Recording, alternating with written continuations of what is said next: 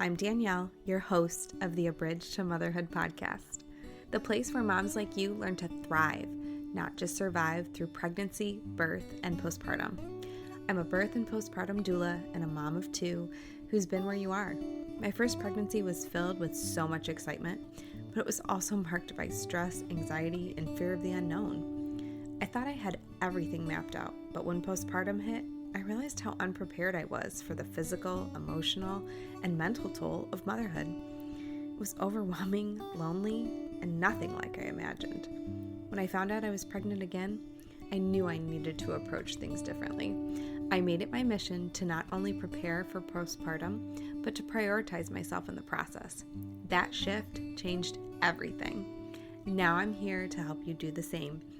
Whether you're navigating your first pregnancy, feeling buried under endless advice, or struggling to figure out what you actually need for postpartum, this podcast is your safe space. You'll find practical tips, honest conversations, and expert insights to help you feel informed, supported, and empowered through every stage of motherhood. If you're ready to feel confident, prepared, and truly supported in your motherhood journey, stick around. This is for you. Welcome back, friends. We are ready for episode 4. I cannot believe the podcast finally launched and the first 3 episodes dropped. It was an amazing launch week. Thank you all so much for tuning in, for cheering me on, for subscribing to the early access list. It really has been so much fun to do this, and I just feel like this is exactly what I have been waiting for. So today's episode is very near and dear to my heart because if you didn't know, I am an only child. And on top of that, I am also an introvert. So I really value my alone time. And when I had my first baby, I felt like my independence was completely stripped away from me. And slowly over time, I regained some of that independence. Of course, life is never the same once you become a mom, but it was really important to me to find ways, whether that was 5 minutes of taking a moment to breathe or pursuing a hobby again, but finding those brief moments where I felt like myself pre-baby. And of course, I love who I have become as a mother. You know, I'm 7 years into my motherhood journey now. We just celebrated my daughter's 7th birthday. I also feel like there are so many pieces of me that were lost when I became a mom. I danced my whole life, and when I became a mom, that's something that I no longer did. So I've had to find a creative outlet for myself, and the podcast is one of those ways now. So let's dive into the episode today and talk about 5 ways to stay independent as a new mom. Motherhood is such a beautiful, transformative experience, but it's also one that can easily swallow up our personal identity and freedom. So I'm going to give you 5 practical ways today to ensure that you don't lose sight of who you are and what makes you feel whole.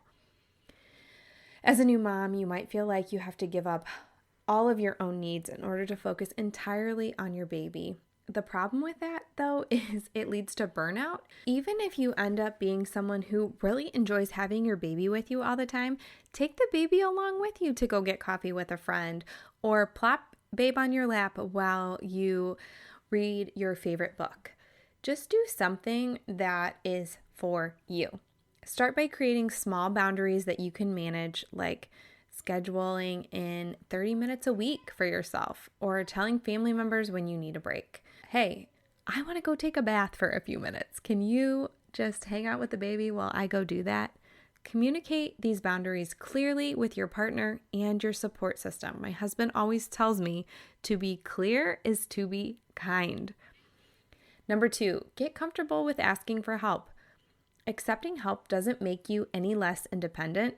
I know when we first became parents, my husband and I wanted to do it all on our own. And if you've listened to the first episode, you know that I struggled with postpartum depression and anxiety. And what happened was we needed that help. And without it, I was not able to put the time into investing in my mental health.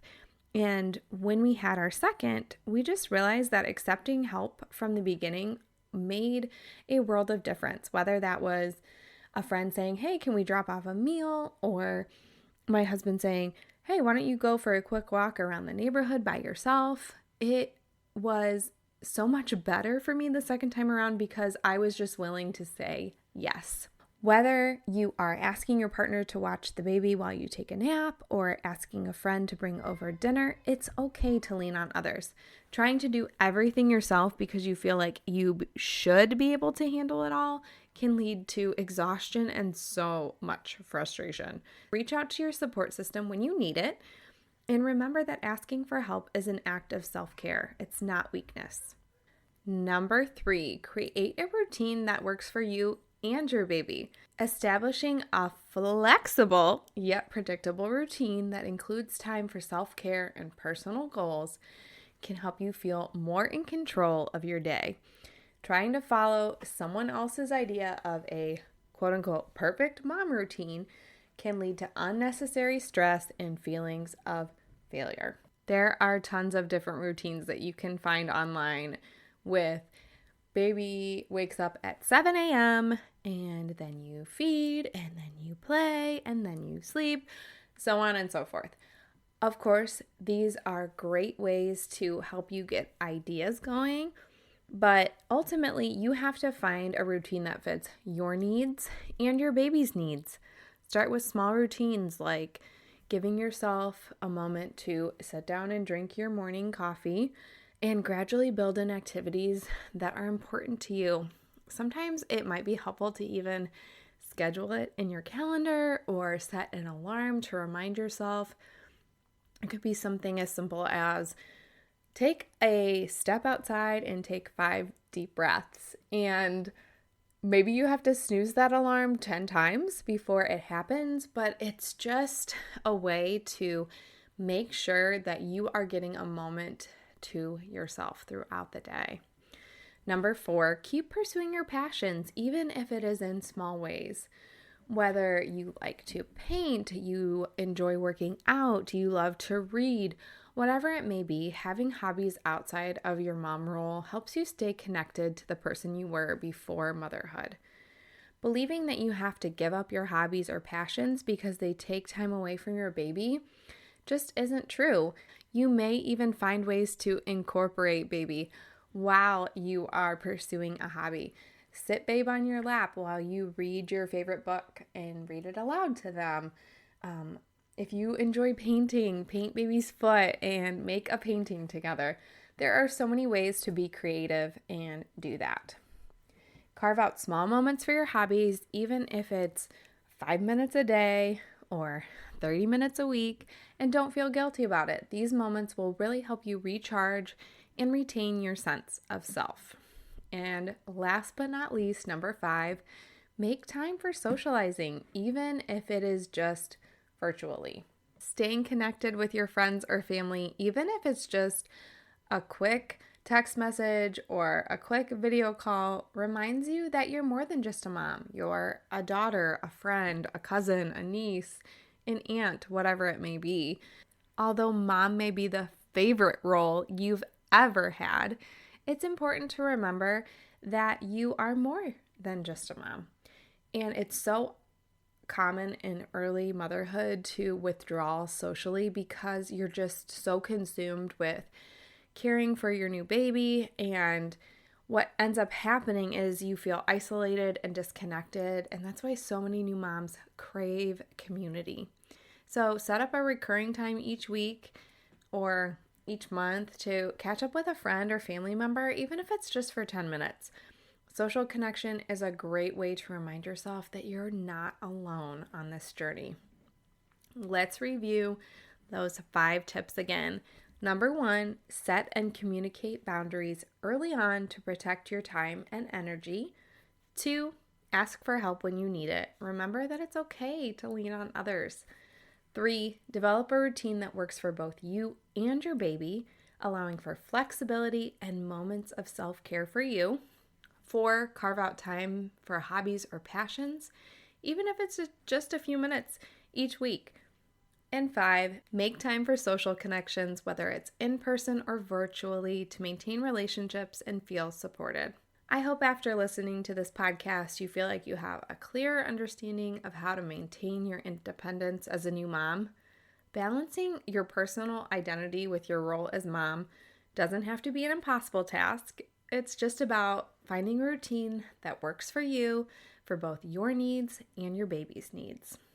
And if you're wondering how the heck do I even begin to prepare for this, I created a free guide, the New Mom Survival Guide, Preparing for Life with a Newborn, to help you get started in thinking about how to connect with yourself. It has tons of journal prompts in the beginning of it to help you really sit down and think about the things that make you tick and what you want to continue to pursue as a new mom. You can find the link to that in the show notes or go to my website, abridgetomotherhood.com/newmom. Thanks so much for tuning in to the A Bridge to Motherhood podcast. I'm so glad you were here today. If you loved this episode, I'd be so grateful if you could leave a review for the podcast on whatever platform you're listening on. Share it with a friend or snap a screenshot and tag me on social media. If you decide to leave me a review, go to abridgetomotherhood.com/review. That link is also in the show notes so that I can send you a little gift in the mail. Your support helps other moms to find the podcast, and it truly means the world to me. Remember, your motherhood journey deserves your care and attention. Until next time, keep showing up for yourself, mama, and don't worry, I'm here to help every step of the way. See you soon.